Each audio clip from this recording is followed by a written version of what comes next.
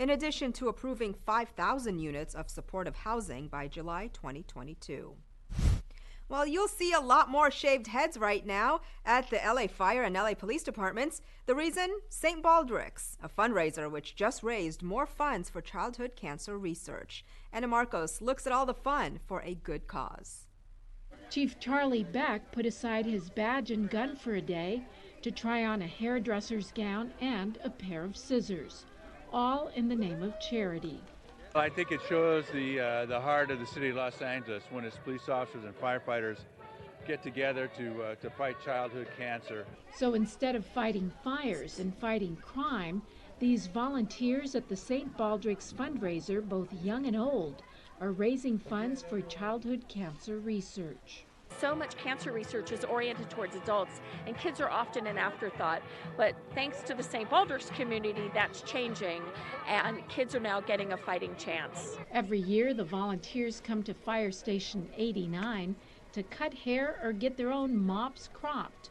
The event, a joint effort by the LA Fire Department and the LAPD. We get behind it, we rally, and we want to raise as much money as possible to solve pediatric cancer. I'm here because 16 years ago my son had cancer and I was feeling very helpless. There was nothing I could do as a father. And the St. Baldrick's Foundation was doing a small event here at Fire Station 89, and I hooked up with the fire department. It's a way for me to do something. And these volunteers are doing something. Since the fundraising event started in 2004, it has raised more than $234 million for childhood cancer research around the world. You know, this is the only place that anybody will let me anywhere near scissors. We think Chief Beck is liking his new job a little too much. Who knows, he might just have a new job waiting after retirement. I'm Anna Marcos for LA This Week. The St. Baldrick's Foundation funds more in childhood cancer research grants than any other organization except the U.S. government. Police say hate crimes in major U.S. cities have increased for a third straight year. Gil Reyes reports from the Sherwood Awards honoring local law enforcement fighting the good fight. Detective Carlos Llamas. This special team of LAPD officers is honored for nabbing a suspected serial vandal desecrating homes in Mar Vista, and for catching another accused of making threats against the Islamic Center in Mid-Wilshire. Both incidents occurred in 2016, both solved by the LAPD's Criminal Investigation Section, or CIS. We have a lot of hats. We conduct a lot of investigations, all kinds of crime, mainly with a nexus to terrorism. The Anti-Defamation League hosts their awards ceremony every year here at the Skirball Cultural Center to honor those law enforcement officials who've gone above and beyond the call in battling hate. And we've selected 4 winners for today, and they will all be recipients of the Sherwood Prize. It's terrific to be able to honor them when you realize the incredible things that they have done, putting their lives on the line really to combat hate and bigotry. The LAPD's Criminal Investigation Section is also praised for launching End It, Don't Send It, a social media campaign reminding young people that making threats online is a felony and you could be arrested. I think over the last maybe 3 or 4 years, there has been a slight increase in hate messages going out via social media or directly to the various organizations. Anti-Semitic incidents have actually been up around the country, almost 60%, from 16 to 17. And when you have that kind of a spike, it's very important for people at the front lines to be paying attention. And the group of people here today are being honored because they were paying attention. I look around here and we have police agencies, prosecution agencies from all over the Southern California region, all working together to be able to help make our society a better place for all to live in. Reporting from the Sherwood Family Awards at the Skirball Cultural Center, I'm Gil Reyes for LA This Week. The Sherwood Prize has honored the best in local law enforcement battling hate crimes since 1996. It's coming to downtown, a $3.2 million multicultural plaza across from Olvera Street. As Gil Reyes reports, the highlight will be a monument reminding visitors of the plight of people south of the border. Downtown Councilman Jose Huizar unveils a largely hidden piece of Mexican history, a father leaving his family behind to work in the United States. It's the story of Los Braceros. It's not in our textbooks. No one ever talks about it. But it's probably one of the largest migrations that has ever occurred in the history of mankind. The councilman says the United States welcomed millions of Mexican nationals to work mainly in agriculture from the 1940s through the 1960s. But Los Braceros, as they came to be known, also struggled with unfair wages and discrimination, even as they contributed to the U.S. economy. The statue will be part of a 19-foot-tall monument, the centerpiece of a 7,000-square-foot plaza coming to Cesar Chavez Boulevard and Spring Street. Anytime we see large-scale commercial buildings being erected in our city, even small-scale retail space, 1% of the square footage goes directly towards public art. And timely art at that, created by sculpturist Dan Medina. The dedication comes as the Trump administration sues California for sanctuary laws protecting undocumented immigrants from deportation. Many of today's immigrants toiling in the fields, contributing to our economy, and under attack, like Los Braceros were. So I'm very proud to be a son of a bracero. I'm very proud to be part of this project so that the city of Los Angeles and this country remembers their contributions. In downtown Los Angeles, I'm Gil Reyes for LA This Week. Construction of the plaza is set to begin soon. Tributes to Native American, African American, and other immigrant cultures are expected to be included. Over the past year, we've seen talented women take a stand against sexual harassment in Hollywood. Recently, others in the performing arts took the stage to express their needs. Gil Reyes reports from In Her Words, an event hosted by Councilwoman Nury Martinez. A night of dance, song, and poetry, all told from the female perspective.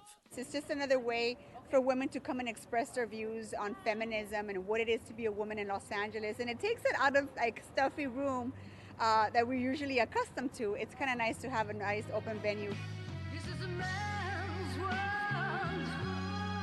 Councilwoman Nury Martinez hosted the extravaganza known as In Her Words.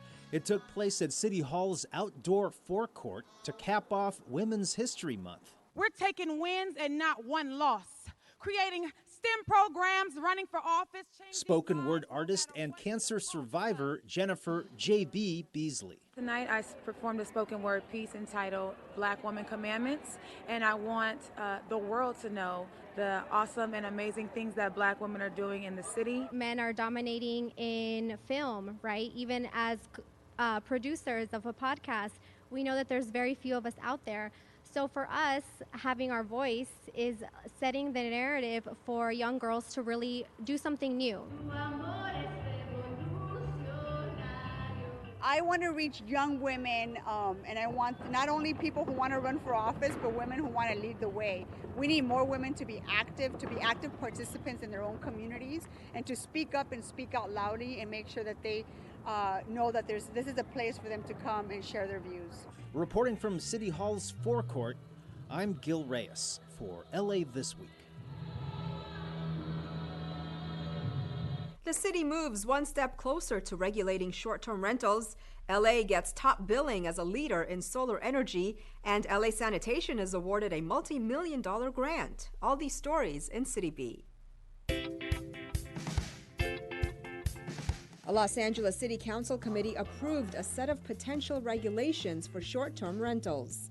The panel had been trying since 2016 to craft a policy that pleases both short-term rental hosts who say their livelihood depends on the practice and critics who say it's contributing to the city's housing shortage and adversely affecting the quality of life in some neighborhoods. The committee approved a proposed ordinance that would limit the number of rental days per host to 120 days a year, but also create a discretionary process which would allow hosts to appeal for additional days that could allow them to rent for the entire year. Such exemptions could be granted if hosts meet certain criteria, including that the property has not been the subject of any recent nuisance violations. Councilmember Jose Huizar, who chairs the Planning and Land Use Management Committee, said he believed the regulations would help the city prevent problem party houses from continuing to operate. Mayor Eric Garcetti helped unveil this 2.21 megawatt solar installation on the roof of the South Hall of the Los Angeles Convention Center, which he touted as the largest solar system of any publicly owned convention center on the West Coast. Garcetti also announced that LA has the most installed solar power of any city in America. Garcetti cited the city's #1 ranking in a new Environment California report, which says LA now has nearly 350 total megawatts of installed local power. That level of energy is enough to power 82,000 homes in LA and eliminates 187,000 metric tons of greenhouse gas emissions, the equivalent of taking approximately 40,000 cars off the road. Garcetti's office said the solar improvements bring Los Angeles closer to meeting several goals outlined in the mayor's Sustainable City Plan. LA Sanitation has received a $3.5 million grant from the California Public Utilities Commission for a renewable energy project at the Hyperion Water Reclamation Plant. Officials said this grant will help the city harness the power of renewable energy to reduce greenhouse gas emissions at the city's largest water treatment facility.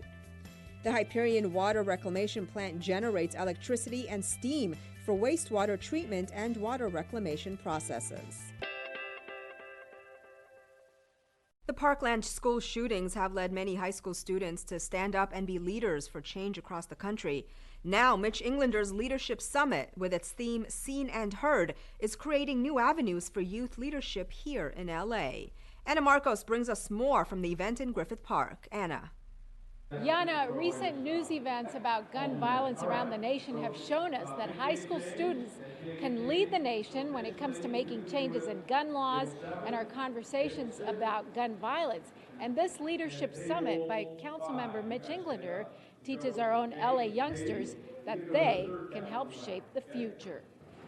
Luke Hoyer would never, Marquine Duque Aguiano would never, Peter Wang would never, Alyssa Al-Hadaf would never, Jamie Guttenberg would never, Meadow Pollock would never. A lot of the things that have been going on, we want to be a part of the change, and it's hard to get to know how we can do that. It's been kids who started the nationwide Never Again and anti-gun violence movement.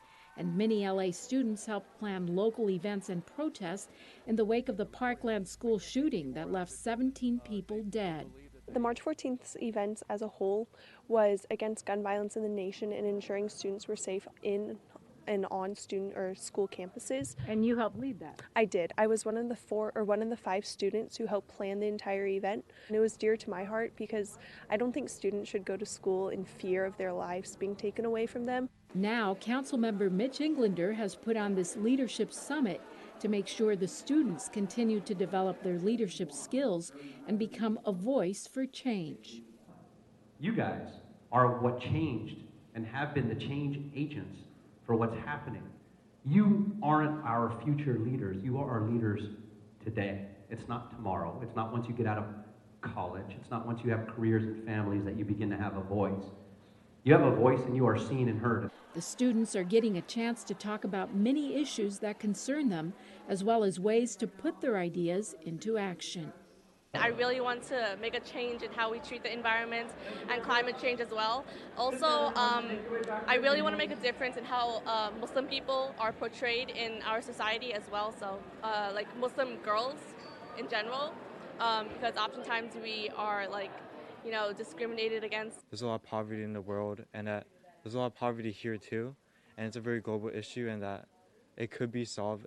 And if it was students who could do all this across the nation. We've already seen the most powerful lobby and one of the oldest lobbies, the gun lobby, fighting our youth. There's no telling what other changes are next for these rising young leaders. I'm Anna Marcos for LA This Week. Councilmember Mitchell Englander reminded the young people that students helped end school segregation in Arkansas in the 50s, students who rallied for equal education in the Chicano blowouts of East LA in the 60s, and it was students in 1971 who forced a drop in the voting age from 21 to 18. Well, help beautify our community by helping clean it, take part in an Earth Day celebration, and enjoy a free screening of Coco. All this in this week's Things to Do. The North Valley YMCA is hosting an Earth Day community cleanup at Limekiln Canyon Park in partnership with Council District 12. Help beautify our community and the earth by participating in this event. All children in grades K through 12 must be accompanied by a parent or guardian to participate. It all takes place on Saturday, April 21st. The cleanup begins at 9 a.m. LA Sanitation will hold its third annual citywide Earth Day LA event at Highland Park. There will be plenty of city vehicles for kids to explore, games to play, prizes to win, seeds to plant, and over 50 exhibitors to visit. Free beverages and snacks are available while supplies last. All exhibits will be related to city services and sustainability. So join the earth-friendly fun in a festival setting. The event takes place on Saturday, April 21st from 10 a.m. to 2 p.m. at Highland Park Recreation Center located at 6150 Piedmont Avenue. Councilmember Gail Cedillo invites you and your family to a free screening of the Disney movie Coco. Enjoy a fun evening with the family and spend some quality time together. The screening takes place Friday, April 20th from 6:30 to 8 p.m. at the Ramona Hall Community Center located at 4580 North Figueroa Street. For more info, call 323-550-1538. And that's a look at some things to do. Well, that's going to do it for this edition. I'm Yana Kane from all of us here at LA This Week. Thanks for joining us. A reminder that you can catch us online at lacityv.org. You can also follow and like us on Facebook. We'll see you back here next week for more of LA This Week.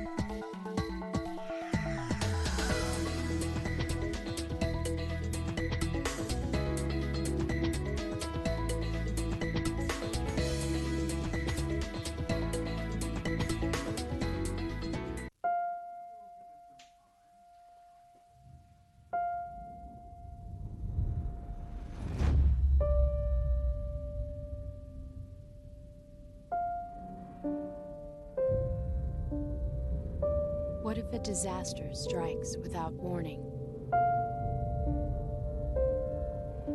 What if life as you know it has completely turned on its head?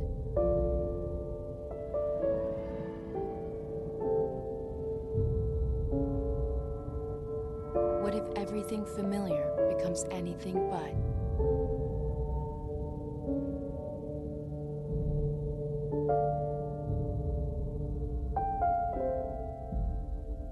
Before a disaster turns your family's world upside down, it's up to you to be ready. Get a kit, make a plan, be informed today.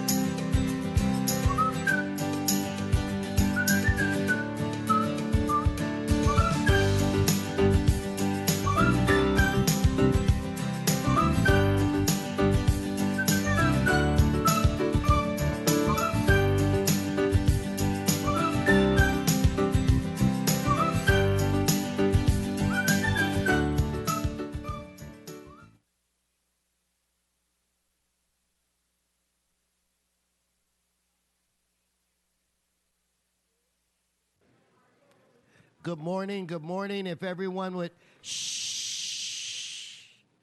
Good morning. Welcome. If everyone would please take their seats. Please take their seats. Today is Wednesday, April 18th. I want to welcome you all to your hall, your city hall. This council meets every Tuesday, Wednesday, and Friday. The public is welcome. Mr. Clerk, we do have a quorum. Would you please call the roll? Blumenfield, Bonham, Buscaino, Cedillo, Englander, Harris, Dawson, Weezer, Koretz, Krikorian, Martinez, O'Farrell, Price, Rodriguez, Rue, Wesson. 10 members present and a quorum, Mr. President. Thank you. First order of business. Approval of the minutes. Blumenfield moves and Rue seconds. Next. Mr. President, that brings us to commendatory resolutions for approval. Okay, Martinez moves and Mr. Krikorian seconds. That brings us where? Mr. President, there is a request to refer item 6 back to the Public Works and Gang Reduction Committee. Further, the Department of Building and Safety recommends that Council receive and file items 1B and 1C inasmuch as the liens have been paid in full, and item 1K inasmuch as the lien was partially paid and the remaining balance rescinded by the Department.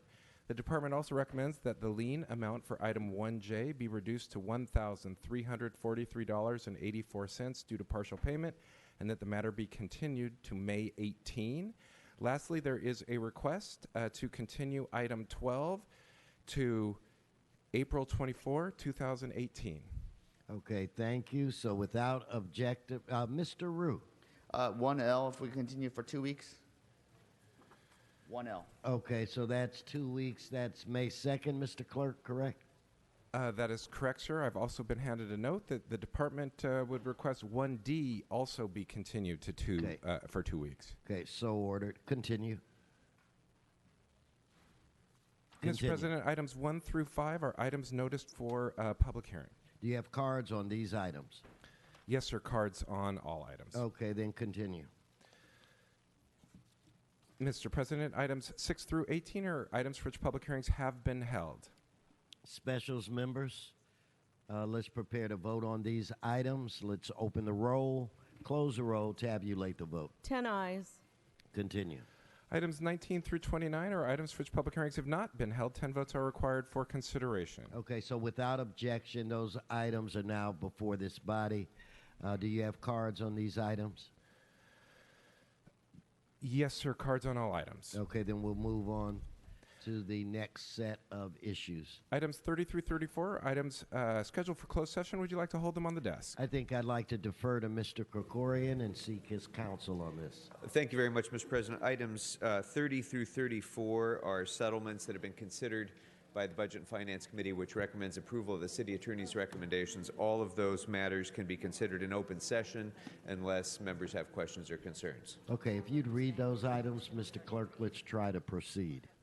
Yes, sir. Mr. President, 32, 33, and 34 were items waived from committee consideration, and those items do have cards. But for items 30 and 31, in the case entitled Holly S. Brakefield versus City of Los Angeles et al., there is a recommendation to expend up to $3 million in settlement payable in fiscal years 2017-18 and 2018-19. And for item 31, in the case entitled Martha Guerra versus City of Los Angeles, there is a recommendation to expend $200,000 in settlement. Okay, why don't we... I stand corrected, Mr. President. Thank you very much. And also, I think a member does have a question on item number 33, so we should hold that one on the desk. Okay, we'll do that, and then we'll vote on the item, the 30 and 31. So let's, on those two items, open the roll, close the roll, tabulate the vote. 11 ayes. All right, that brings us where? Mr. President, that brings council back to presentations. Items called special or general public comment for matters not on council's agenda.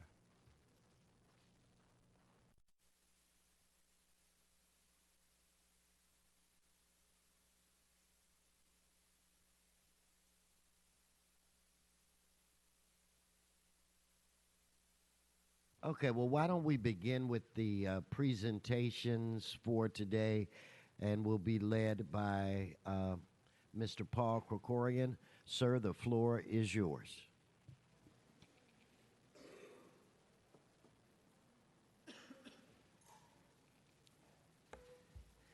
Well, thank you very much, Mr. President and members.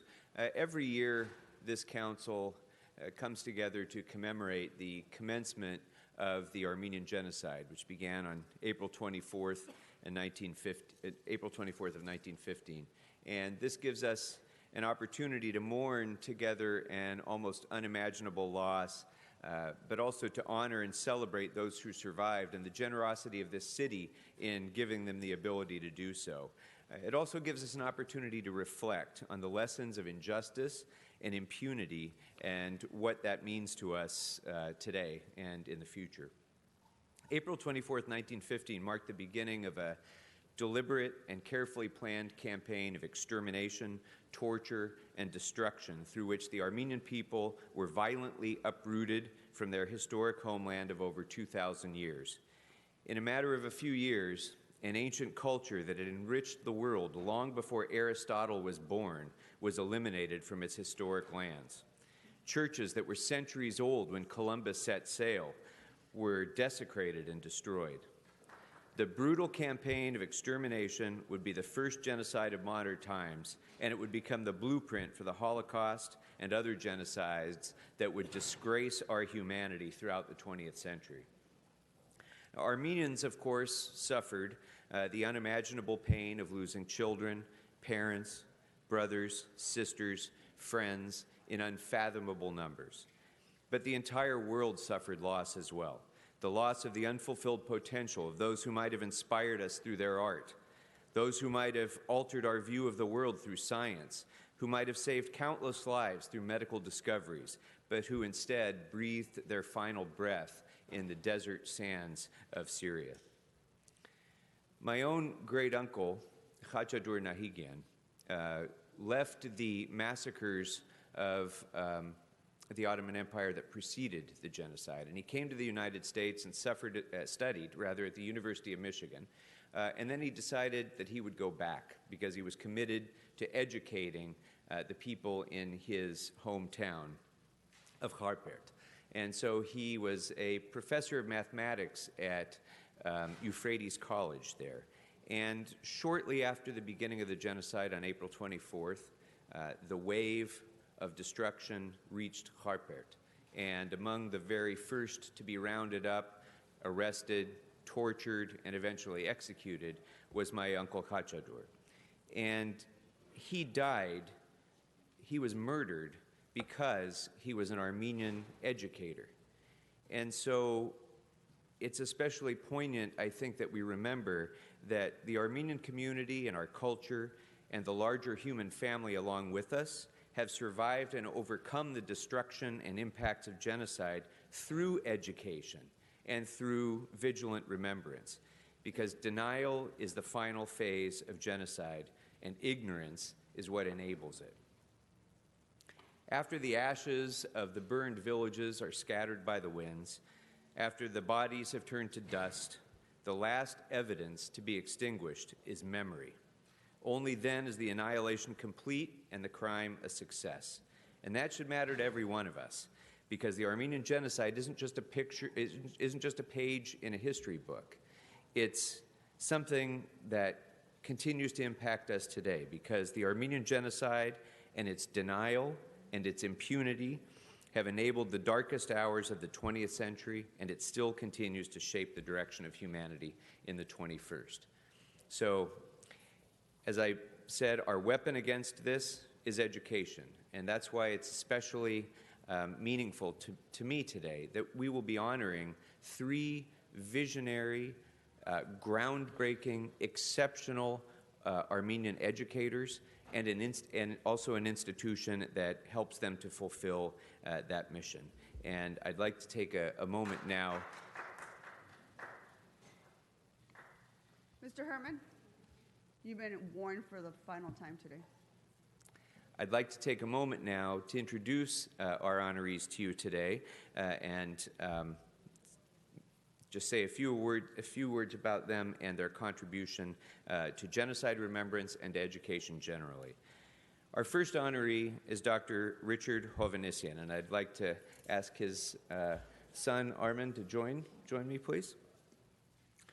Dr. Richard Hovhannisyan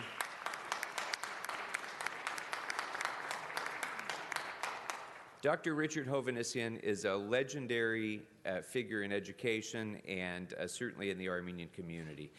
He has had a scholarly career of over a half-century. He revolutionized the field of Armenian studies in the United States and has been one of the leading voices in Near Eastern studies in the world.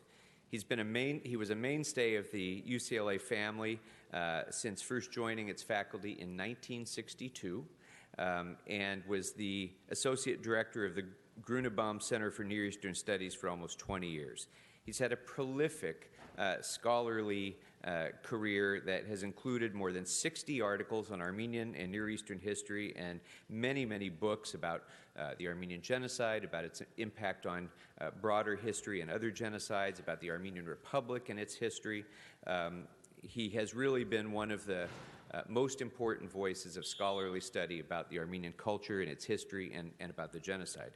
But very importantly, and the reason that I wanted to especially recognize him today, was throughout his career, Dr. Hovhannissian had the vision and the foresight to gather the testimony of witnesses to the genocide by audio tapes of their testimonies, and he has compiled the largest collection of Armenian genocide testimonies in the world. And in March of this year, he donated that entire collection to the USC Shoah Foundation so that the entire world would have access to these testimonies, which will be digitalized and will be able to be sortable, be searchable, and be able to be compared to other testimonies that are there as well, that have been donated by the Armenian Film Foundation and other organizations as well. So I would like also to invite up now our representative of the Shoah Foundation, Manuk Avedikian, and recognize also the USC Shoah Foundation, which has compiled testimonies not only about the Armenian genocide, not only about the Holocaust, but of all genocides throughout the 20th century and continuing, and had brought these testimonies together in a place where we can all learn from them, where students throughout the world can benefit from them. And so now, before I invite our honorees to speak, I'd like to show you a brief video about Dr. Hovhannissian and his collection. The witnessing that is taking place by the survivors is deeply moving, deeply emotional. They're not faking. What they're saying is what they truly feel. Emotion bubbles up to the surface. Even though it may have occurred 60 or 70 or 75 years prior, the experience, the intensity of the experience of these people is immediately evident. Whether they're shaking, whether they're crying, whether they're screaming, whether they're just intensely silent. So I think it's one of the advantages of this collection, which is not true of my own collection that I did, is that you see the people. And I think that's very important, to be able to see the person who is speaking. So unfortunately, Dr. Hovhannissian was not able to be with us today. He's right now, as we speak, in Armenia, but we are very honored to have his son here to receive this recognition on his behalf. Armen Hovhannissian is one of the stellar lawyers in Southern California and was one of the co-founders of the Armenian Bar Association. Armen Hovhannissian, welcome.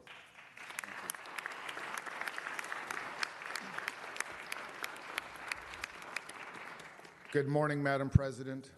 Good morning, Councilmember Krikorian. Good morning, members of the Los Angeles City Council. I'm pleased to stand here today in the place of my father to accept the City Council's recognition of his positive impact in the field of oral history.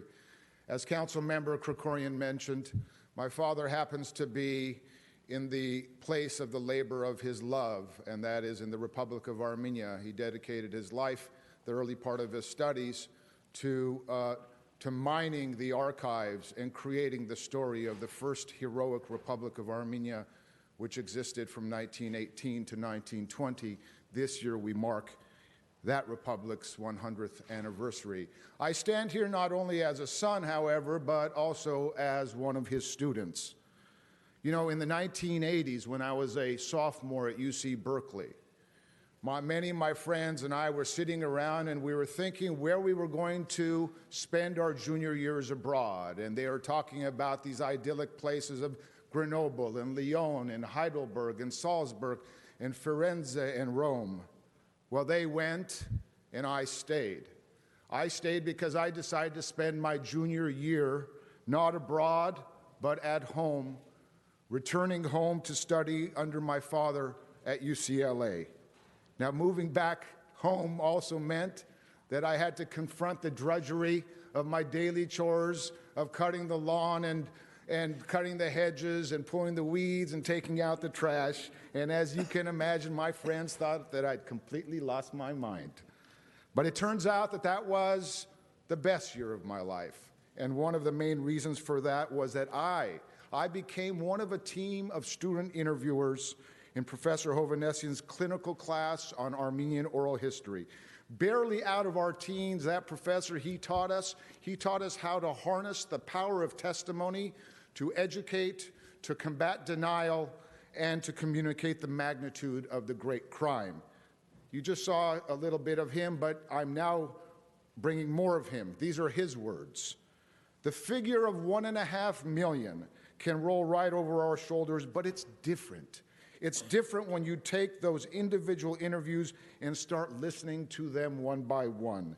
And then it becomes 1.5 million separate individuals, and the loss of a civilization, the way of life, a space where people live for thousands of years, and everything that space contained.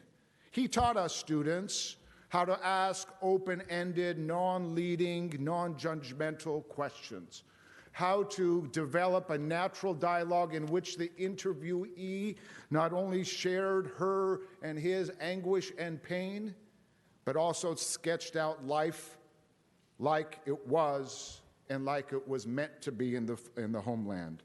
With more than 1,000 of these interviews conducted under Professor Hovannessian's guidance, the voice of the witness itself became a part of recorded history.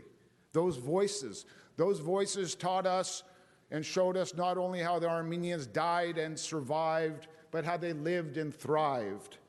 They showed us the places where they prayed, the games that their children played, the crops they grew, the friends they knew, the food they ate, the games they played as teenagers as well, the songs they sang, the books they read. In the end, what emerged from these thousands of interviews was a thick and textured pattern of life as it was lived in the homeland for centuries, but a life that ended the same way for all of those voices, bleached, clean, and bled dry. What I'd like to end with is this, and that is the professor's long-held view that the Armenian genocide must be viewed, studied, and shared not as an exclusive feature of Armenian history per se, but instead as part of broader themes of discussion and analysis about the causes and consequences of genocide.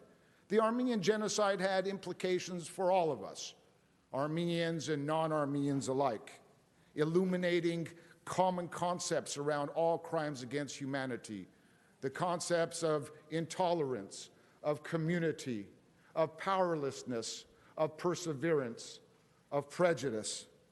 That illumination, thank you, Los Angeles City Council, for recognizing, illuminates, from among others, Richard Hovannessian, who is at work today in Armenia, and he's still at duty, and he's still at the wheel of the Lighthouse of Illumination. Thank you.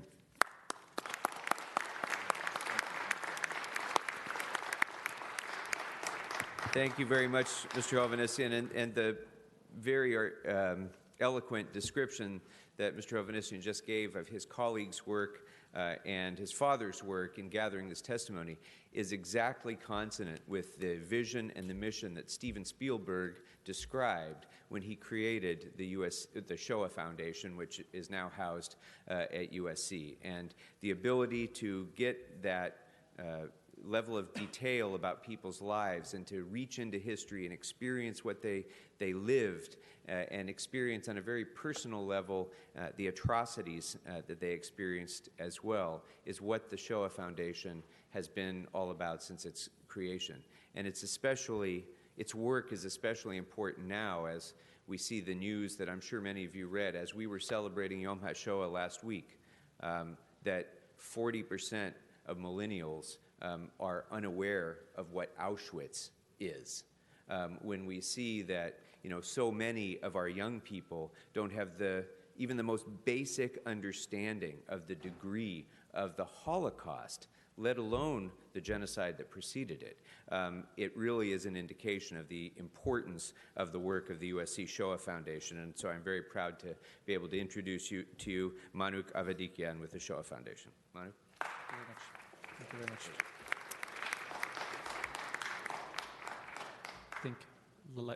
Good morning. Thank you for having us. I'm delighted to be here on behalf of the USC Shoah Foundation and our Executive Director, Stephen Smith. Our mission, as many of you may not know, is to develop empathy, understanding, and respect through testimony of the witnesses of genocide in Armenia, during the Holocaust, in Rwanda, Cambodia, Guatemala, and others, and including new efforts with the Yazidi in northern Iraq and the Rohingya refugees in Bangladesh. We utilize these testimonies in education and research to inspire action to prevent such violence in the future. It is a global effort, and it can't be done without your help. Many here have been extraordinarily supportive leaders and partners, and I'd like to thank Councilmember Paul Krikorian for your advocacy for Armenian genocide awareness, and of course your daily efforts to improve LA City. Some of you may know that just like mentioned earlier, that our Armenian testimony collection began through partnership with the Armenian Film Foundation, and it increased significantly last month when Dr. Richard Hovhannisyan contributed his 1,000 plus survivor interviews that he had recorded. Thank you, Dr. Hovhannisyan. Though he's not present at the moment and he's in Armenia giving lectures about the First Republic of Armenia, he knows how glad I am and how glad we all are to see him being recognized like this today. Along with other exceptional leaders like Gabriel Incejikian and Intern Superintendent Vivian Ekjan. Educational visionaries like these friends breathe life into our shared vision, a world without genocidal violence. They manifest the promise made to the witness who give testimony that their stories will be used to improve the future. We build these tools, like the Eyewitness educational website that we have. We prepare teachers to use these tools through no-cost professional development. It is up to these teachers to take up these resources, and those who do become the vital guides for the transfer of memory and responsibility to the next generation. Educators, like the ones being honored today, know that our greatest catalysts for change are the students in classrooms, and all of us at the USC Shoah Foundation are grateful to have a hand in being a part of that change together with all of you. Thank you very much. Thank you, Mr. Avedikian. So, members, on behalf of all of you and the Mayor of the City of Los Angeles, it's my pleasure to present these resolutions in recognition of their stalwart efforts to remember the genocide and preserve the testimonies of the witnesses. I'd like to present these resolutions to Richard Hovhannisyan, to Armin, his son, and to the USC Shoah Foundation. Thank you. Thank you very much for your work.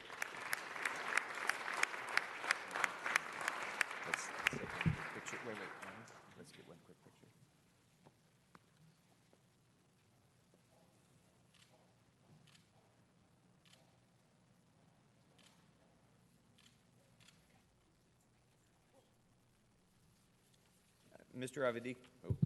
Mr. Avedikian mentioned our next honoree, Gabriel Incejikian, who I think many of you may know. Gabriel Incejikian was born in Kesab, Syria in 1930, and after immigrating to the United States, he saw that the immigrant Armenian population here in the United States was at risk of losing its cultural identity through assimilation, as so many other immigrant groups experience when they arrive here. He is a passionate advocate for education and for cultural preservation. And he saw the need to create an Armenian-focused school. And so through his vision and through his persistence and through his leadership, Gabriel Injajikian founded the very first Armenian day school in America in 1964 when the Holy Martyrs Armenian Ferahian High School was opened. It opened its doors with only 12 students, but thanks to his effort and his work, Ferahian High School and Holy Martyrs Armenian Elementary School continues to flourish in Council District 5 now, and it has educated generations of Armenian American youth who've been able to retain their culture, retain their language while getting first-rate education as well. But it didn't end there because Mr. Injajikian's efforts became the model for what would become dozens of Armenian day schools that have sprouted all across California and across the rest of the United States. So it's really been through his efforts that Armenian school movement was created and was able to flourish. But he didn't stop there, because he saw that only a fraction of students would ever be able to go to Armenian private schools. So he worked with the Los Angeles Unified School District to create the first Armenian language, Spanish language, full immersion, trilingual school in the Ararat Charter School in Van Nuys in the 6th Council District. And that school has become so popular that there's a waiting list your arm's length long, and so there's a continuing effort to try to expand the availability of Armenian language charter schools within LAUSD as well. Mr. Injajikian has been an inspiration and a mentor to many of us in this community, and for his very important work in not only remembering the genocide, but protecting the Armenian culture and language. It's a very great honor to be able to recognize Gabriel Injajikian as well, and I'd like to invite his niece, Susan Injajikian Henry, to come on up and join me and to receive this on his behalf.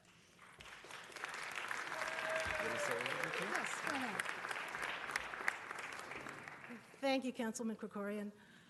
My uncle Gabriel Injajikian has always been one of the most energetic person. At 87, he is just slowing down enough that he could not be here today, but only that much. So I'm very happy to accept this recognition on behalf of the Injajikian family. We are a family of educators. Our family members have taught at every level from elementary school up through four-year college. And we're very proud of what we do, but we are especially proud of what Gabriel did. He had a vision, as you've heard, the first Armenian day school in the United States. He spent several years raising funds to open this school. What you may not know is that he also spent several years knocking on doors in the Armenian neighborhoods in the LA area, convincing families to send their children to this school. The school opened in 1964. And my uncle Gabriel was there every day, giving it everything he had until he retired in 1990. Most important, as you've heard, it was very important to Gabriel, and it has come to pass, that other educators have followed his example and opened other institutions of Armenian learning, and I can't begin to I can't overestimate how much that means to the Armenian community in terms of preserving our language and our heritage. So thank you again, Councilman Krikorian. Thank you, City Council, for recognizing the dream of Gabriel Injajikian.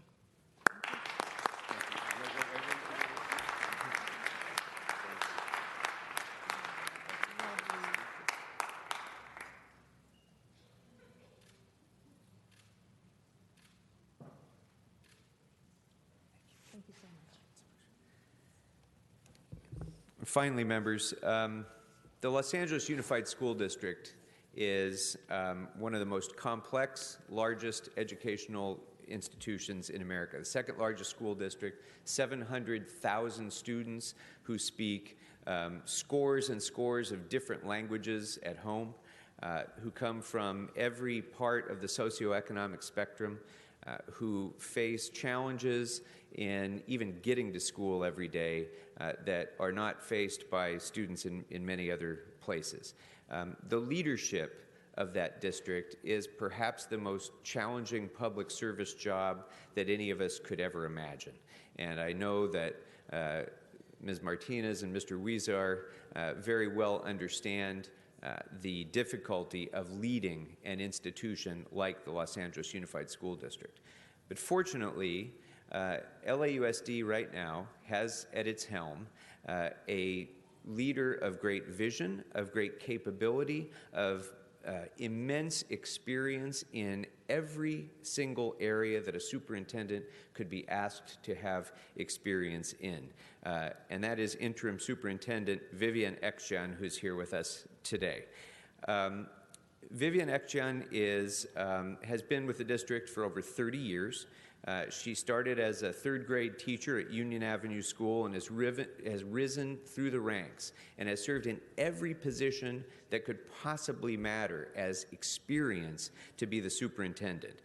She's been a principal. She's been an instructional director. She's been the chief labor negotiator. She's been the head of human resources for the entire district. And she's been local superintendent for those of us in the San Fernando Valley, in the Northwest area. She was serving as Associate Superintendent of Support Services in October when former Superintendent Michelle King tapped her to fill in while she was out on medical leave. So LAUSD has been incredibly well served in that time by Vivian Ekcan's leadership in this very, very difficult time of transition. She's represented LAUSD as the face of the Armenian community and has been in the Armenian community as the face of public education. She's received a massive number of honors throughout her career, and we couldn't be prouder. We couldn't be prouder as the Armenian community of what she's accomplished, but I think all of us in Los Angeles could not be prouder of the service that she's provided in the most important of all public services, educating the young people of Los Angeles. So I'm very pleased to be able to recognize and to honor for all that she's contributed to education here in the city of Los Angeles, the Interim Superintendent of LAUSD, Vivian Ekcan.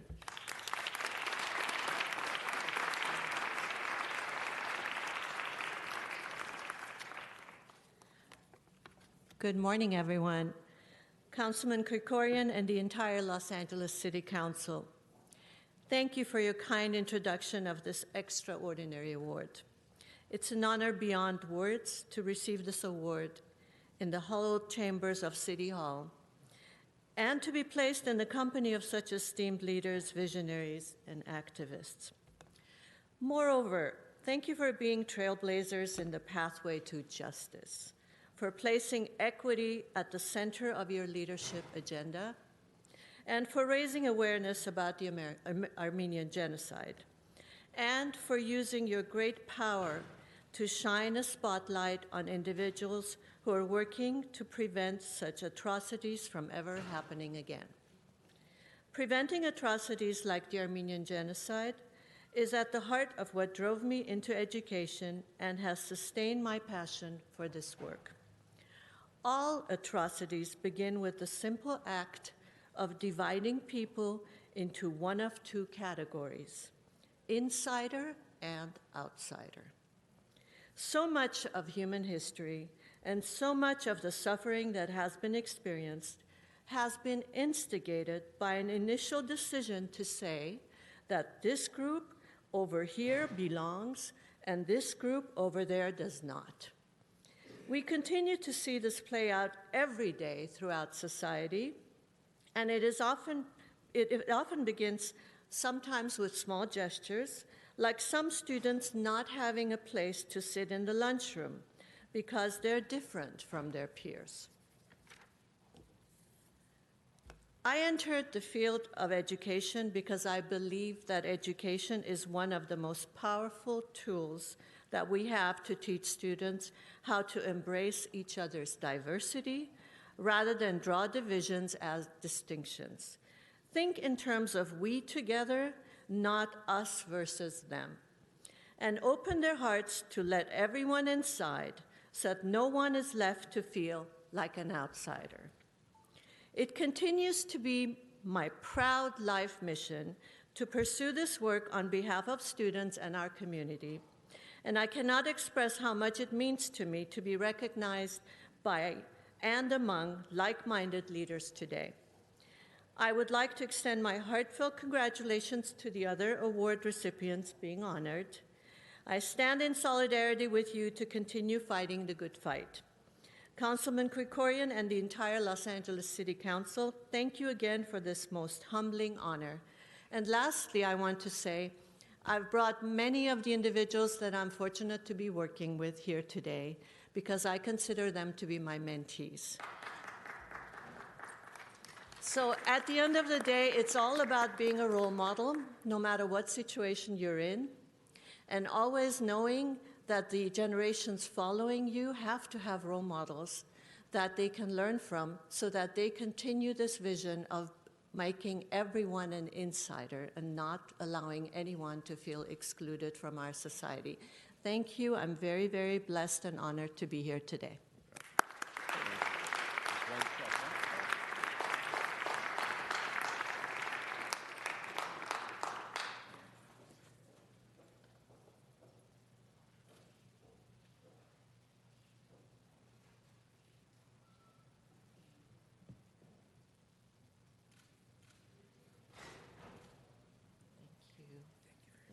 And Vivian, you might want to stay there. We have members on the queue that would like to say something. If that's okay, is this a good time, Mr.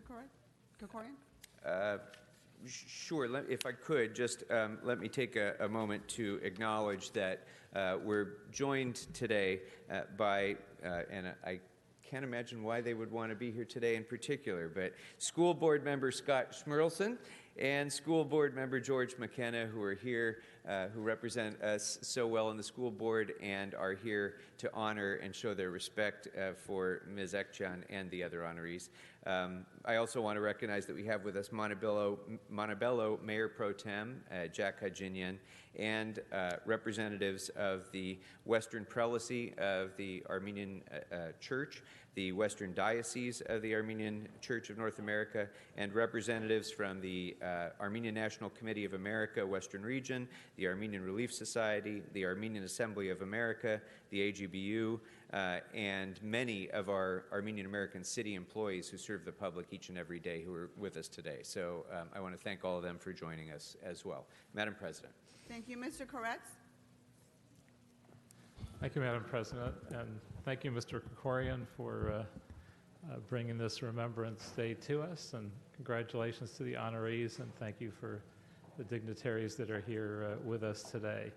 Of course, a few days ago, we remembered Yom HaShoah here in City Council, and we say never again, and we say that so that we remember the atrocities that happened during the Holocaust, and we hope that that can be an inspiration to society to never allow such a thing to happen again, and to respect our fellow human beings regardless of race and color and creed and religion. But first it has to be acknowledged that such a thing happened. In terms of the Holocaust, there hasn't been very much successful denial, although the first country that has been involved has taken really the first notable step back this year, with Poland now attempting to deny their role in the Holocaust and actually making it illegal to reference concentration camps that existed in Poland, either to speak about them or to write about them. So we must continue to be vocal and vigilant relating to all genocides. Turkey's commitment to deny the Armenian genocide of over 100 years standing is a commitment to subvert and undermine the memories of the people who died in that genocide and the claims that they very appropriately have. The Armenian genocide, of course, was a roadmap for the Holocaust genocide that followed, and a way to argue that there wouldn't be any repercussions because no one really placed those repercussions upon Turkey for their genocide. And it's, in fact, a roadmap for future genocides. Now, my family suffered tremendously in the Holocaust, as did just about every Jewish family you'll run into here in this city. We lost family members, including my father's very dear sister. We lost many other family members. My father dealt with atrocities that I never heard about from him because he could never speak about them. They were always too raw throughout his life. But it molded me as a human being and gave me the compassion for our community and for humanity that I have. And this is a particularly difficult time because we're losing survivors. I don't know whether there are any Armenian survivors left that are old enough to give witness. If there are, it has to be a tiny handful, if that. But each year when we have our Holocaust memorial in Pan Pacific Park, the crowd of survivors is smaller and smaller. And those that I know are all in their mid-90s or later. My friend Andy Stevens, who helped to save thousands of Jews in Hungary during the Holocaust, and at least wrote a book about it, so he can leave something behind and we can remember. And the Shoah Foundation, which has been a tremendous tool. But in terms of actual survivors, we're down to a very few, and it's up to our generation and the next generation that know the survivors but are not them to continue to pass on the memories and spread the word. It's important to remember that Turkey is not the only violator, although they're the one of longest standing and the worst. But there are genocides even going on today, and sometimes they're perpetrated with the words that they're a civil war. But in reality, they are no less a genocide than what took place in Turkey over 100 years ago. So we have to remember, and we have to push back, and we have to continue doing what we're doing to get those that have not been recognized to be recognized. I continue to be strong in that commitment, which is a 40 years duration, ever since I innocently stumbled across this genocide when I took a Turkish history class taught by a denier. And frankly, I didn't even hear about the Holocaust until I was a teenager, because none of my family members spoke of it. And I was quite angry and shocked to find that it was only 10 years before my birth that this had all happened. But only a few years later, to see a class where such a genocide, in the case of the Armenian genocide, was taught that it never happened, I couldn't have been angrier. And I remain so 40 years later, and anything that I can ever do to help advance this cause, please be sure to let me know. This is very important. There are a few things that are more important, and thank you for bringing this, Mr. Krikorian, to us again this year. Thank you, Mr. Koretz. Mr. Rue. Thank you, Madam President. And thank you, Mr. Krikorian, for bringing this very important presentation back to our City Council. And as Mr. Koretz mentioned, with having just observed the Holocaust Remembrance Day recently, this is very appropriate, because this is not just important to the Armenian population in Los Angeles and the United States, but across the world. It's important to all of our histories. And it's important that we recognize these wounds in history so history does not repeat itself.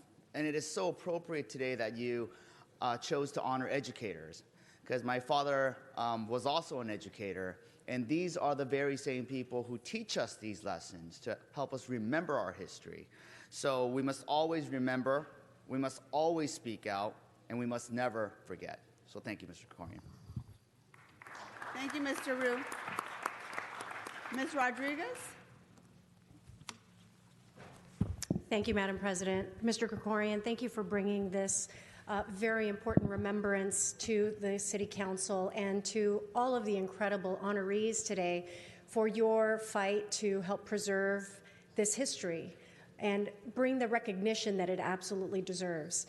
Mr. Hovhannissian, your father's work, I think, is such an important effort to help continue to share and tell those stories so that we never forget. All we have are the stories of the descendants. You know, one of my deputy chief of staff is a descendant of a survivor. And the preservation of those stories is an important way for us to continue to teach and share that important history with the next generation, because the crimes against humanity have often been repeated, not just, and I know the Shoah Foundation has done an outstanding job of collecting. It didn't end with the Armenian genocide. It didn't end with the Holocaust. We still see these atrocities happening. And so your work is so incredibly important to assuring that we do not continue this violent and horrific pathway of humanity. We need to stop it. And I thank you so much for your academic leadership, for your preservation of this history, but more importantly, that we all continue to remember that this happened and that we acknowledge it and we continue to fight for that recognition, because again, our avoiding that lack of acknowledgement is just a contributing factor of enabling this terrible behavior to continue. And my thanks to all of the members of the community that are here today in celebration and recognition of this important work of all of these incredible honorees. I thank you so much. I thank you for your work, and I invite you to join me and in my district on Sunday, where we are also holding a march in remembrance of this important history in Tujunga. Because again, we, you know, to your point, Vivian, we must absolutely continue to remember this important history so that no one is excluded, that we embrace our collective, that we are united in this. And I thank you so much for your work and your continued preservation of this important history. Thank you. Thank you, Ms. Rodriguez. And if I can say a few words, Mr. Krikorian, thank you for always making sure and ensuring that the City Council recognizes the rich heritage of the Armenian community, but also their triumph after such a horrendous event of the Armenian genocide. And I want to congratulate all the honorees here today, but I want to say thank you to my friend Vivian. I have fond memories of you and I working together on behalf of children at ALA-USD. You have pretty much filled every single job description on that school district, but most importantly, I think we served together under some very, very incredible trying times in the district. And I don't ever remember you ever being pessimistic or being a Debbie Downer. But I remember you vividly, Vivian, as being courageous under very, very trying circumstances and making sure that our children came first at every single step of the way. And you led the way in some of those very difficult conversations when we're being asked to cut millions of dollars out of our budget. And Vivian, you stood with us. I cannot think of someone more worthy of this honor than you. You are an incredible role model, not only as a woman, but as a leader in the city, and I want to thank you very much for everything you've done. You have been an amazing, amazing leader at the district, and I want to congratulate you and know that you are celebrated here today and every day for doing the work of children and their families. Thank you very much.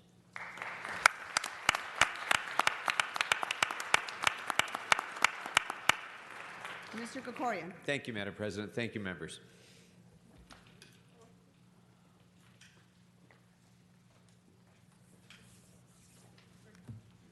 Okay, members, we're going to take a few cards of multiple speakers. Herman, are you still here? You're up to speak. Followed by Mr. Walsh.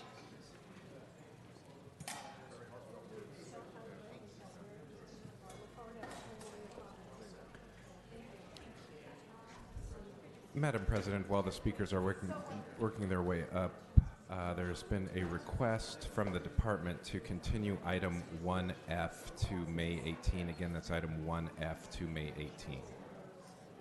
Without objection, that will be the order.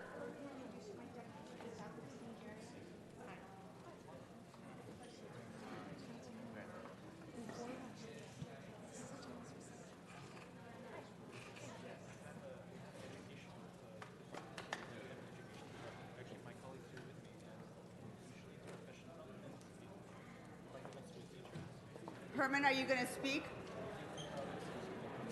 Nothing prohibits you from walking to the microphone. Come on.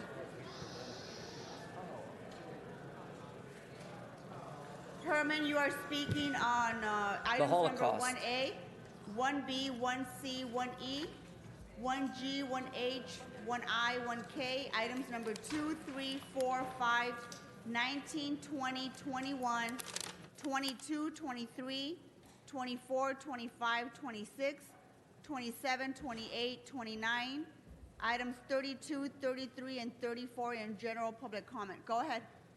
So if there was ever a deficiency in our local government, it is because we have hearing and appeals and protests against the liens. I lean one way, I lean this way. And why do I do that? Well, the definition of deficiencies with these liens is that the department has unanticipated the increase in their costs, so they go after the public. Rather than be credible, leaving a certified letter at your door acknowledging the owner, they go after anyone at the home address, placing a lien with up to 300% interest. Now, either I'm a fool or they're the fools. And you all know what they are. Money gouging politicians constantly padding their wallets with our dollars on liens. So when you have a lien, you come up here, you protest, and demand a letter of recognition that you want them to remove the interest and simply pay the cost of the lien to satisfy the issue that I am talking about of cost and excess of the city gouging you for funding. In addition to that, Mr. Keebler, good to see you're awake. Regarding the so-called $3 million settlement, I am happy to hear that. I am glad the city has to pay out Mr. Keebler. Mr. Herman, that was old business. It was in discussion, so I can talk about it, fool. No, that item was already handled in committee and voted on. Now I go to my other items on motion of 26. Ms. Martinez, funding to support Commission on Status of Women. Well, why hasn't Nuri Martinez step up and tell Jose Huizar and Englander to step down for their sexual harassment? How many months have gone by and no action? What a woman, huh? Well, I got bigger brazos than that woman because I can come here and defend the American women who've been sexually assaulted, sexually harassed by fucking gentlemen of this horseshoe, Jose Huizar and Mitch Englander. If I were wrong, you would drag me out by my heels, but I'm politically correct. 42 U.S.C. 1983, and I'm not going to say it, although I really, really want to, fuck you. Now my general public comment. As you see today, we have Herman Jason Wesson not as chair because Herman Jason Wesson can't afford to pay his mortgage on his two homes, one in LA and one off of Virginia Road. Why is that? Buying and selling Southern California real estate is a crime.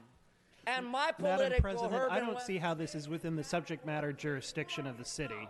It has nothing to do with our jurisdiction, Herman. Can't afford to stay in their homes while that white nigger politician steals from Wayne Spindler when he put the TMU and the to take $100,000 in embezzlement money for critically establishing critic conversations in Van Nuys that you placed him under arrest. And who other than the city attorney dropped all charges. So on behalf of Wayne Spindler and City Watch, all good news is bad news. Fuck you, Mr. City Attorney, and your new expedition part.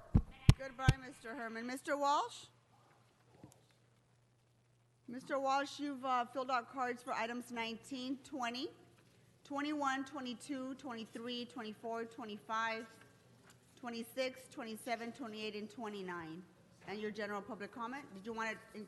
You didn't. It doesn't look like you filled out a general public comment card, but do you wish to do that now? Yes. Okay, so go ahead and add general public I comment. pressed general public comment. It's not here, but go ahead anyways. Okay, number 19, this is hearing date for maintenance of the lighting district. You do a fairly good job on lighting. Once you got rid of those carbon arc lights, which were a nightmare in the 70s. I came here in 1966, okay, 1966. Street lighting, more street lighting, establishing local government complete count committees and related census outreach activities. You're really stretching that out to make a buck or to spend a federal buck. Status of women projects. Why don't we talk about that? Status of women projects, except, no. 2 hours of Holocaust, nonstop. Nothing about now. Reward for information. This is responsible for the death. As you know, you have over $800,000 in rewards, which have not been paid out. And as we all know, if anybody tries to tell the police what the gang murders, you know what's going to happen? They'll be killed. And I'm telling you right now, one of the reasons that the LA Times is leaving the city for El Segundo is they're scared shitless of the gangs. And they're in the middle of the gang territory, and this whole neighborhood is going to fall apart when the Times leaves. Everybody's going to leave. Okay, and $50,000 reward. These $50,000, and one person applied for the reward, and you prevented the person from receiving it. I want to go into my minute of public comment. Give him 1 minute. Go ahead, sir. The mayor and his lover, his gay lover, Glenn Dake, D-A-K-E, that he gave a paying job at MW, at Metropolitan Water District. He's over there. People accuse me of inventing Glenn Dake. No, I didn't invent Glenn Dake, and his wife knows about it. It's a menage a trois. We'll just have to add another room to the White House.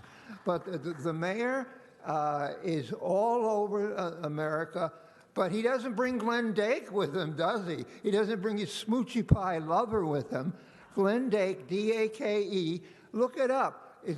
He was the mayor's gardener, and then now he's got a $80,000 job a year, and his sister has got a job.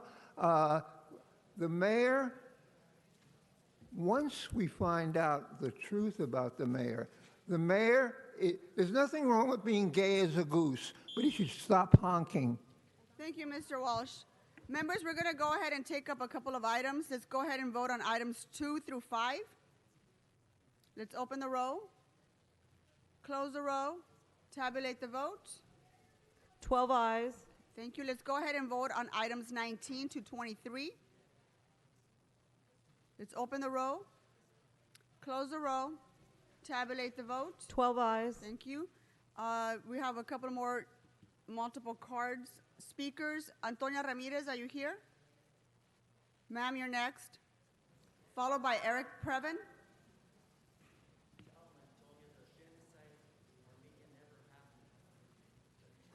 Ms. Ramirez, I'm going to remind you that the cards that you filled out to speak One on. moment. I'm sorry, what is it? The items you filled out cards to speak on are items 24, 25, and 26, and you have your general public comments. Okay, thank you very much, even though there's other missing. Number 24, we deny any and all funding to Los Angeles because the outreach census will include millions of wetbacks and gangbangers who will utilize all the funding resources, and American citizens will never see a penny nor benefit from any of these all resources. Middle-class America, as we all know, is homeless, while the wetbacks and gangbangers are enjoying all our stolen benefits and resources. Number 25, establishing the homeless person service block grant. Again, we have gone through so many years of committee meetings and city hall meetings, and yet nothing has been materialized for the homeless persons. Your block grants are nothing more than just that, block. You block these grants, and none of the grants have materialized to house any of the homeless, including our beloved United States military veterans. So what they're doing is they're prolonging the inevitable, and what they're doing is they're waiting for all the homeless people to die on the streets. That's basically what we're doing. Can you show us what you've done with these block grants, City Attorney? Where are they? Where's the money? Where's the housing? Have you got at least one for one military veteran? Jesus Christ. Number 26, they have failed to protect the homeless. So American women, please do not support the Commission on the Status of Women. This is nothing more than selective women that are going to protect their own schmuck women, for they have done nothing to stop the violence against women, especially legal law-abiding women who are homeless on the streets. These are women who don't drink, don't smoke, don't do drugs, and ain't no horn dogs. But what they're doing is they are targeted, selectively targeted, and or a victim of crime. And again, this goddamn Commission on Women has done nothing to provide even bathrooms, showers, sleeping areas, washers and dryers, kitchen amenities, and areas free from theft, clean, disinfected, and peaceful, safe areas for homeless women who are not junkies, who are legal law-abiding homeless women, because they're being persecuted and terrorized by the fucking FBI, CIA, NSA, and all city officials. God damn it. We want protection. We're not junkies. We don't leave trash all over. We disinfect and we follow the rule of law. We want the rule of law to be enforced. Therefore, protect the homeless women. Keep us safe. Provide us the amenities, bathrooms, showers, 24/7, not just from 8 to 5. We got to pee after 5 p.m. We got to go, number 2 after 5 p.m. For God's sakes, and I like to shower. I don't want to go all the way to Santa Monica and shower out there. Ms. Ramirez? Thank you. Okay, just want to make sure you're calm. You have your 1 minute for your general public comment. Thank you, ma'am, very much. This is a matter of principle.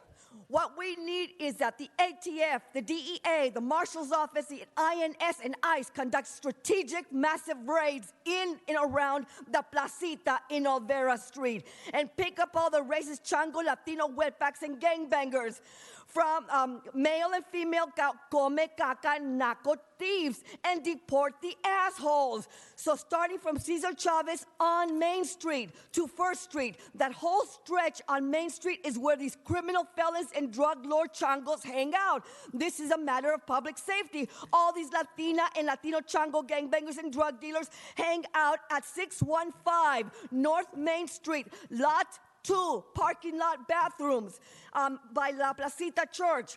LAPD officers Boyd and Monteagudo wrote up a battery report on 4/16/18 about 9 a.m. due to the violence in the bathrooms by criminal felons. Then on 4/18 at about 8:45 a.m., LAPD officers. Ma'am, you're done. Ms. Ramirez, your time is up. That's it. You just have 1 minute. Thank you very much. Mr. Previn, are you ready? Mr. Previn, you have filled out cards for items 1A, 1B, 1G, 1H, items 24, 25, 26, 29, 32, 33, 34, and general public comment. Go ahead. Thank you. It's Eric Previn from the 2nd District. I live in Studio City, and there were some very moving presentations this morning, and I completely agree with Mr. Hovhannissian, the professor, who said that it is important to speak to the see item, people sir. who are speaking. Right. Don't interrupt. Thank you. I'm not interrupting. I'm clarifying your speaking role. A comment that is completely on point. Speak to the okay? items that you filled out a card for. Okay, there's a big lawsuit that there's a private counsel item, which you've got numerous little private counsel being topped off, one of which is for the Dowd lawsuit, where this body was put into significant $1.4 million to the lawyers on your side for losing the case. Then you paid the people who you violated $1. So that was a judge who brought that to your attention. I suggest you back off. Thank you. The Dowd lawsuit is not on the agenda.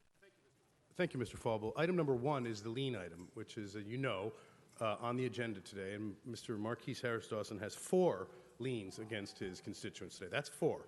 That is a big number. It's only about $10,000, but it's painful for people in the poorest district. And over here, Mr. Koretz finally has 3 little liens against his folk, and he has more, and that's in CD5, the richest of the district. So you are comprehensively moving forward against public, and it's a problem. Item number 26, one of the previous speakers talked about women in Hollywood and Los Angeles having needs, and Mr. Rue has a Women and Girls Initiative $5,000 that he's moving into. We don't know exactly where, but we assume it will go for some good. But I wanted to bring to his attention, I know he knows, that there's a plan to move women who get arrested in his district and other districts to a women's detention facility that Mr. Cedillo will squinch now because it's painful, up in Lancaster. Over a 4-hour drive. Hilda Solis herself was like, what? How can we send people from Los Angeles?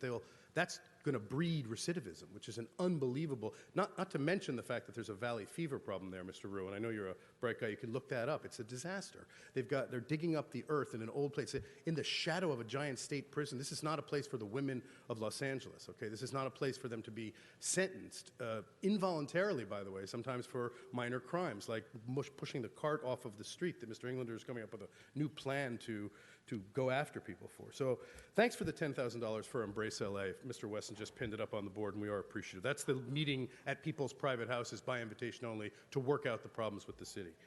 Item number 24 is a little more money for census work, and this is important. We want people to be counted. We want to do it fairly. We don't want to target specific groups, obviously. And yet we do want to keep the politics out of it. And today in the paper, as you saw, Mark Ridley Thomas and the Measure H folk are being challenged by the taxpayer groups, and Gary Winnick of Mr. Kaufman's group, the little in-house weasel. It's unbelievable that this is happening. Mr. Previn, you've got your 1 minute of general public comment. Fine. I do believe that it's important to see the people who are speaking, as the moving testifier regarding the Armenian genocide said. And I would ask you to change your rule that you are misinterpreting, even if it's Rule 93 that says that everybody should appear the same in this hall. And about the legal fighting, when you spend over $1 million on your in-house lawyers to substantially violate people, it's astonishing. I'm not speaking up for Mr. Dowd or Mr. Hunt or anybody else. I just know that people who come here have things to say. And this body is engaged in so many sophisticated activities to block that, and like your insufferable faking on March 28th when poor Sean Murphy, Councilmember Martinez, was trying to put his card in. But today, let him speak. You did it because you were told to do it by Herb Wesson and Justin Wesson and your team. It's disgusting. And you ought to figure out a way. Here comes Avak to seize the space. Thank you very much for reminding me what my job is. Let's go ahead and vote on items 25 through 29. Let's open the roll, close the roll, and tabulate the vote. 11 ayes. Mr. City Clerk, you have an announcement on items 32 and 34. Madam President, yes, for item 32, in the case entitled Burkus, Crane, Robinson, and Seal, a California LLP, versus City of Los Angeles, there is a recommendation to authorize an additional settlement in the amount of $90,000 for an additional 11 firms that were not included in the Office of Finance's initial refund calculations, as well as to authorize up to $1.2 million in settlement of plaintiffs' claims for attorney fees.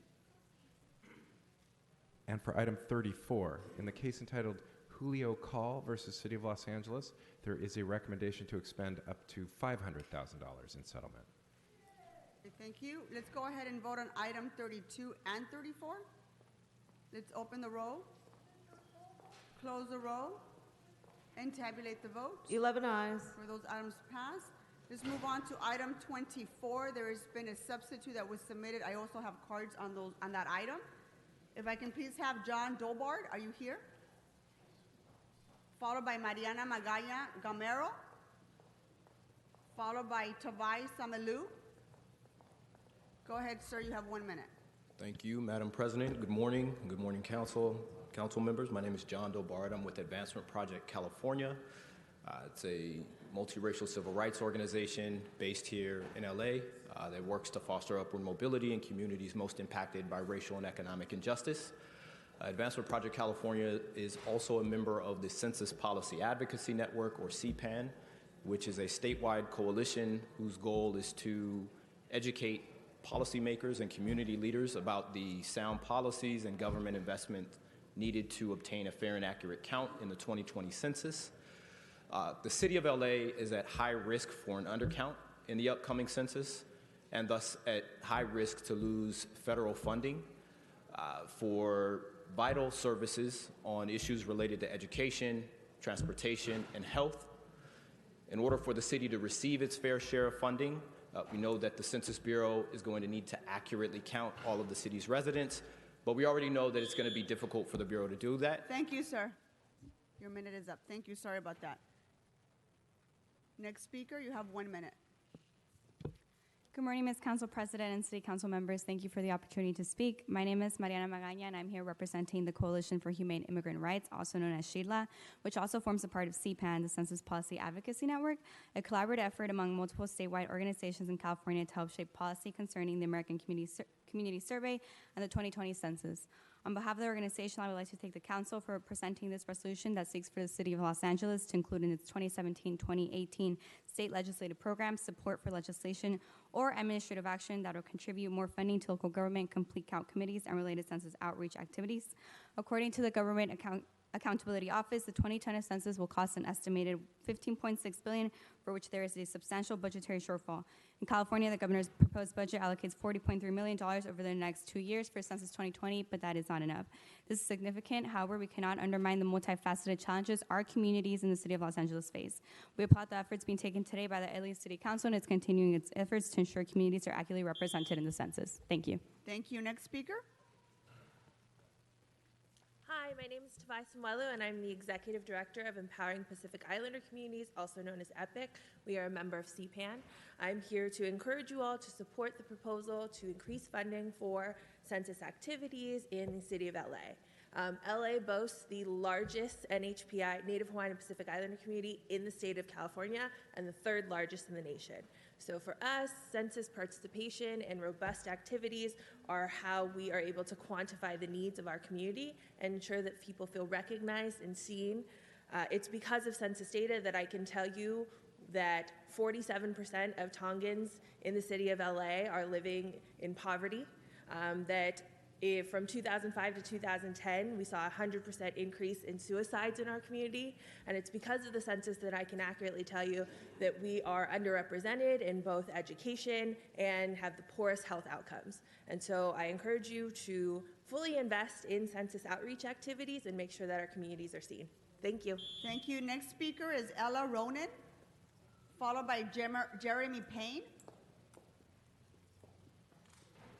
Good morning. You have 1 minute. Good morning, council members. My name is Ella Ronan. I'm here on behalf of LA in Sync, a funders collaborative housed at the California Community Foundation. And we're here in support of item number 24, and we see the value and the importance of state funding and coming to our local municipalities and the organization of CBOs, the private sector, and the public sector working together in order to ensure that LA is counted properly. As you know, the LA County is the #1 hardest to count county in the country, and so it will take all of our efforts and a significant amount of investment in order to ensure that we have every one of our members counted. So thank you so much, and we are in support. Thank you. Next speaker. Hi there, thank you for having me. My name is Jeremy Payne, and I'm here on behalf of Equality California, the nation's largest statewide LGBTQ civil rights organization. And we also are a member of CPAN, the Census Policy Advocacy Network, and we are strongly in support of this resolution. For the LGBT community, we continue to face circumstances that make us hard to count and make us a vulnerable community, including a high likelihood of living at the poverty line or below, and also experiencing homelessness more than others. So with that in mind, it is critical that we invest in the census funding so we can create the programs and the infrastructure to count all individuals, including the vulnerable communities of Los Angeles, which are the LGBT community, among others I just spoke today. And we find it essential that we educate, encourage, and engage participation among all the vulnerable communities of Los Angeles to ensure a complete count of Los Angeles 2020 census. Thank you. Thank you. Members, that concludes cards on item 24. That item is now before us. We need to vote twice, one whether to substitute or not. So let's go ahead and open the roll. Close the roll. Tabulate the vote. 11 ayes. That item is now before us. Let's go ahead and open the roll. Close the roll and tabulate the vote. 11 ayes. Thank you. Let's move on to item 33. Mr. Buscaino. Thank you, Madam President. Colleagues, this proposed settlement before us here, I clearly struggle with. And I struggle with the fact that there were no damages with this case before us. In fact, let me read. Fact of the case clearly indicated the plaintiff was not treated for any medical issues at the scene, nor did he complain of any medical problems. So this is concerning to me because I feel this will be a call to all defense attorneys to sue the city if an employee makes a mistake that doesn't cause any damages. So I will be voting no on this item. Thank you. Thank you, Mr. Buscaino. Let's go ahead and open the roll on item 33. I'm sorry, Mr. City Attorney, City Clerk, go ahead. Madam President and members, in the case entitled Jostin R. Thiene versus City of Los Angeles et al., there is a recommendation to expend $200,000 in settlement. That item's now before us, members. Let's open the roll, close the roll, and tabulate the vote. 9 ayes, 2 noes. Thank you. Let's. We have one more speaker on item 1A and 1C. Initials WA. Is anyone here with initials WA? I don't see any. Okay, let's go ahead and vote on the remaining balance on item number 1. I've called 1A was WA. That person's not in the audience. That might have been Herman playing games. Let's go ahead and vote on the remaining balance of item number 1. Let's open the roll, close the roll, tabulate the vote. 11 ayes. Let's move on to general public comment. Grecia Lopez Reyes, are you here? Followed by Frank Quiñones and Robert Northoff. Good morning. Go ahead. You have 1 minute. Good morning, Madam President and honorable council members. My name is Grecia Lopez Reyes, and I'm the organizer for the Don't Waste LA Coalition. I'm here just to thank you, thank each of you for your leadership and courage to moving forward with Recicla. Because of your leadership in passing this program, everyone in LA has now access to on-site recycling, and complaints are down 90% from their peak. We're about to pass a facility certification standard that will also ensure that all waste facilities are enclosed and protect communities from the smell, the dust, and the noise, and also raise the bar for safety standards for sanitation workers inside this facility. We will now be feeding families instead of landfills, as Recicla has revolutionized how cities should tackle the challenge of food insecurity. Today, over 1 million tons of food has been recovered, which has provided 900,000 meals to families. 50 years ago, Dr. King gave his life to raise the standards for sanitation workers, and today you have continued his legacy by passing this policy. So we thank you for that. Thank you very much. The next speaker is Frank Quiñones, followed by Robert Nothoff and Jose Ramirez. Good morning. Good morning. My name is good morning, council member. My name is Frank Quiñones. I'm a sanitation worker for Public Services, which services the city of Los Angeles under Recicla franchise system. I took time today from the work to thank the committee and protecting the environment for protecting the lives of thousands of sanitation workers who live and work in the city of Los Angeles. Thanks for the hard work. Los Angeles is now leading the way that comes raising the bar for the workers' safety and sanitation industry. As well as we know, two weeks ago marked the 50th anniversary of passing of Dr. Martin Luther King Jr., who gave his life to help to improve the working conditions of the sanitation workers in Memphis. Sadly, 50 years later, the waste industry is still ranked the 5th most dangerous industry in the nation. Dr. King's words are still relevant today as they were in 1968. Instead of having to race to the bottom when it comes to workers' safety, has now created the race to the top. Thank you very much. Followed by Robert. Hey, Robert. Followed by Jose Ramirez and Dan Storm. Good afternoon, Madam President and members of the council. I'm here actually reading in a comment for Angelica Gonzalez from the Sierra Club Angeles chapter, who had an emergency this morning, but she wanted me to read in this thank you into the record for you all. So on behalf of the Sierra Club Angeles chapter, she wanted to thank the courage and leadership of the council here in passing Recicla, which has brought environmental standards and protections for Angelinos for generations to come. Recicla enables us to reduce greenhouse gases by replacing 800 dirty diesel-burning trucks with 400 clean fleet trucks, and it's reduced particulate matter by 94%. And also with Recicla, the council and mayor have led all Angelinos in becoming better stewards of our environment, moving off of our course toward where we were headed toward climate change. Because of your leadership, the Sierra Club now points to the city of LA for all cities to follow as they try to embark upon a path of zero waste. And they're honored to have worked with everybody here and pleased for this. So on behalf of that, they just wanted to thank everybody here for your courage and leadership in passing this program. Thank you. Thank you. Next speaker is Jose Ramirez, followed by Dan Storm. Good morning, council members. My name is Jose Ramirez. I'm the executive director with the St. Francis Center on Hope Street, and I simply wanted to come here today and thank you for your courage and leadership in continuing to support Recicla. The St. Francis Center has provided hunger relief and supportive services for homeless and near homeless Angelinos for almost 50 years now. Since January of this year, we have already recovered an additional 250,000 pounds of fresh food from Council Districts 1, 9, which have allowed us to serve 186,000 meals. Thanks to Recicla, we're feeding people and not landfills. On May 15th, we're opening a new satellite pantry at LA Trade Tech to serve food insecure college students and are currently working with USC to do the same. We also expect to expand to satellite pantry sites in CD14 and CD1 this summer, and my goal is to implement a pantry program in every single council district by this time next year. Your leadership has brought about this positive change in our great city, and this is a perfect example of the power that public, private, and nonprofit partnerships can have in impacting the lives of our communities. I look forward to sharing with you all that we will accomplish in the coming years and truly grateful for your leadership. Thank you. Thank you very much. Next speaker is Dan Storm. Anybody here with that name? Jacqueline Richardson. Ms. Richardson, are you here? Thought I saw you. Come on up, ma'am. Brian Barajas. Followed by Lamont Miles. Good morning, Ms. Richardson. I request to have sandblasting and painting in all the projects in Los Angeles. Painting and sandblasting together would help the community. The sandblasting would ensure that the painting would last 25 years.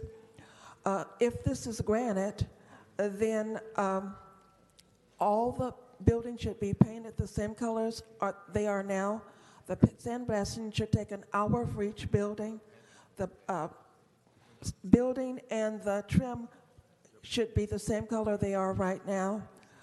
The cost should be at a minimum because you only have to you paint it the same color it is right now, so that should enhance it.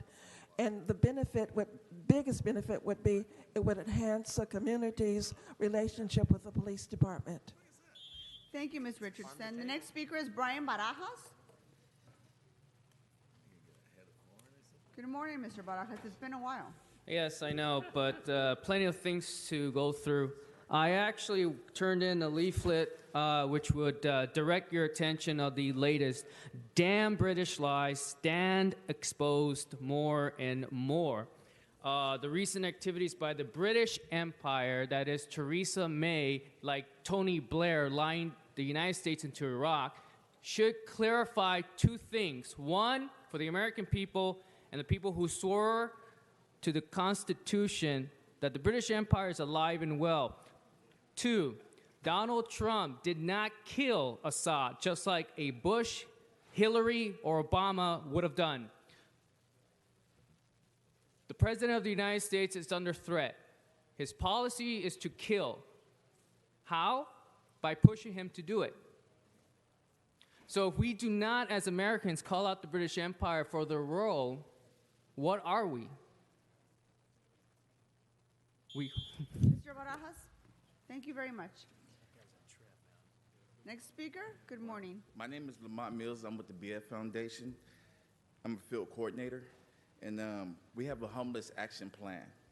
Robert Bridges, owner of BF Foundation, contracting engineer, president of BF Foundation, a nonprofit corporation, and creator of newly formed Needy versus Greedy, has been performing government contracts for over 40 years.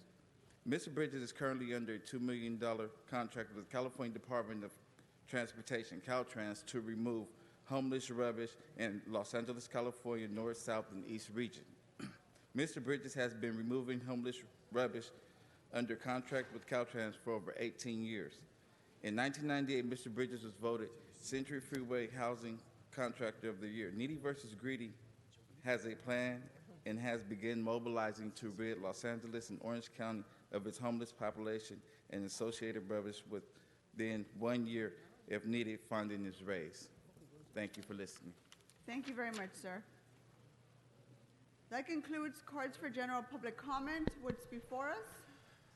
Madam President, Council has motions for posting and referral. Posted and referred members, are there any announcements? Seeing none, if we can please rise for adjourning motions, including members of the public, please. Any adjourning motions? To my right, Ms. Rodriguez. President, today I'd like that we please adjourn in the memory of Alice Gong, who suddenly passed away from heart surgery complications last Saturday, April 14th. Alice was an environmental engineer with the Watershed Protection Program for the past decade. As the main engineer, she was instrumental in establishing many of the green infrastructure standard plans that the city currently uses as part of the city's Green Streets and Green Alleys program. Alice's memories will remain with her city co-workers, colleagues, and family, and her work will live on as part of the city's green infrastructure program. You know, I had an opportunity to work with Alice while I served on the Board of Public Works, and she was just incredibly passionate about environmental engineering work, and she was a critical part of the environmental watershed protection program, and she will be missed. May she rest in peace.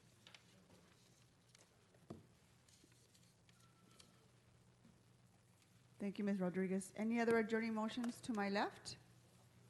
Mr. Koretz. Thank you, Madam President. I'd like to adjourn this meeting in memory of the Honorable Stephen Reinhardt, United States Circuit Court Judge of the U.S. Court of Appeals for the Ninth Circuit with chambers in Los Angeles. He passed away last month at the age of 87. Often called the liberal lion of the federal court, he was the last of President Jimmy Carter's federal judicial appointees. He served as a member of the U.S. Commission on Civil Rights, California Advisory Committee from 1962 to 1974, and was its vice chairman from 1969 to 74. He also served as a member of the Democratic National Committee and as an unpaid advisor to former Mayor Tom Bradley and to Governor Jerry Brown. In 1975, he was appointed to the Los Angeles Police Commission, which he chaired from 1978 until his judicial confirmation in 1980. I actually got to know him because he was also active in the Democratic Club movement on the west side of Los Angeles in the 70s. So we got to be involved in some of the same activities there as well. Reinhardt continued his public service as secretary of the 1984 LA Olympic Organizing Committee and is a member of the board of directors of the LA Amateur Athletic Foundation. He also administered the oath of office to former LA Mayor Antonio Villaraigosa on July 1st, 2005. His decisions were reversed more often than most judges before the Supreme Court. However, he didn't believe that a Supreme Court reversal meant that his opinion was wrong or that he didn't follow the law. Over the years, he ruled as unconstitutional the phrase "under God" in the Pledge of Allegiance, a Washington state law banning the procedure of abortion that opponents call partial birth abortion, Arizona's English-only official language law, and a 2008 California ballot referendum, Proposition 8, banning same-sex marriage. Each of his rulings were overturned or vacated by the Supreme Court, although the same-sex marriage case was remanded back to California for further proceedings, and Prop 8 was ultimately ruled unconstitutional. He is survived by his wife, Ramona Ripson, 3 children, Mark, Justin, and Dana, along with 7 grandchildren, and services will be held Saturday, April 28th at 9 a.m. at the Westwood Village Theater, and he will be greatly missed. Thank you, Mr. Koretz. Any other adjourning motions? Seeing none, our meeting is adjourned. Have a good day.